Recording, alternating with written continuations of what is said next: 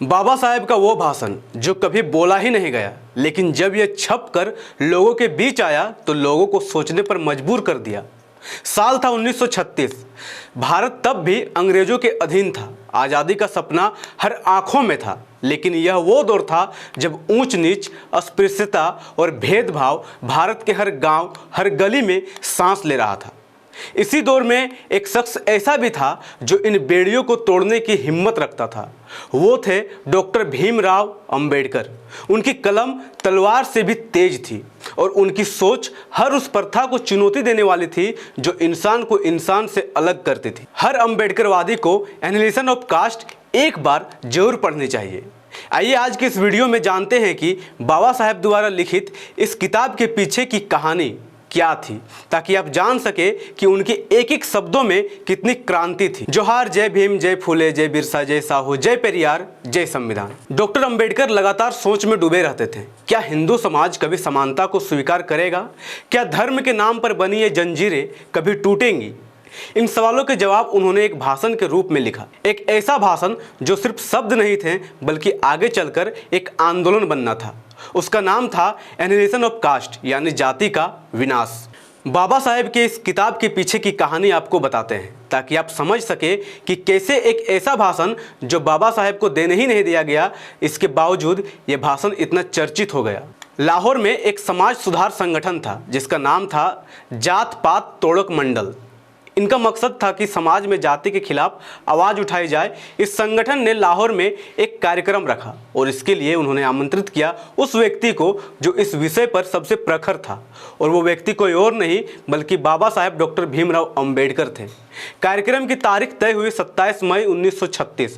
पूरा शहर उत्सुक था कि बाबा साहेब क्या कहेंगे। मंडल के कार्यकर्ता खुश थे कि इस सम्मेलन से समाज में नई सोच की शुरुआत होगी। लेकिन जब बाबा साहेब ने अपना भाषण लिखना शुरू किया तो उन्होंने भाषण नहीं, क्रांति लिखा। रात दिन वो अपने अध्ययन कक्ष में बैठे रहे। सामने ढेरों किताबें, शास्त्र, कानून, दर्शन और बीच में वो खुद हर उस तर्क को लिख रहे थे जो सदियों से छिपाई गई सच्चाई को उजागर कर सके। उन्होंने लिखा, जाति केवल सामाजिक बुराई नहीं है, यह नैतिक और आध्यात्मिक पतन का प्रतीक है। उन्होंने अपने भाषण में यह भी लिखा कि जो धर्म इंसान को बराबरी का हक नहीं देता उसे सुधारना नहीं, त्यागना चाहिए।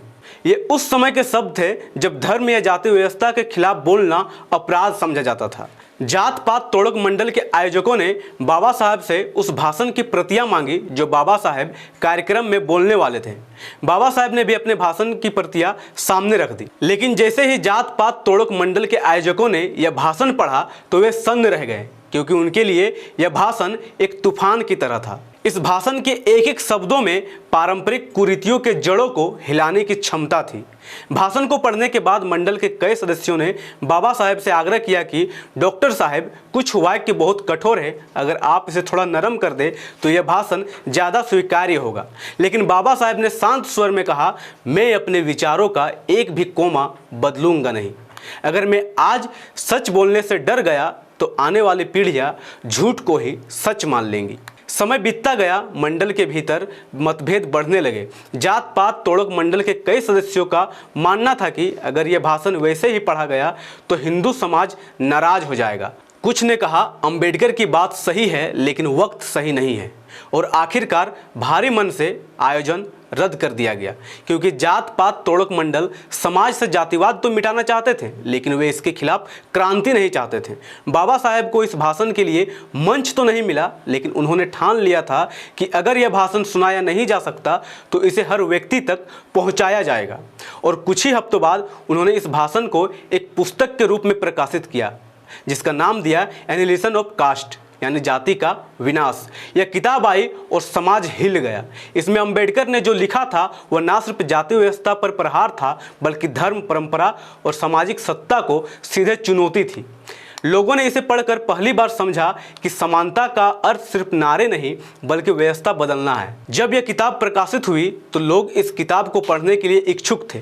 वे जानना चाहते थे कि आखिर क्या है इस किताब में जिसके शब्दों ने इसे मंच तक पहुंचने नहीं दिया। देश विदेश के कई विद्वानों ने डॉक्टर अंबेडकर की लिखित ये पुस्तक पढ़ी और अपनी प्रतिक्रियाएं दी। किसी ने इसे विद्रोह कहा तो किसी ने कहा यह सत्य की पुकार है।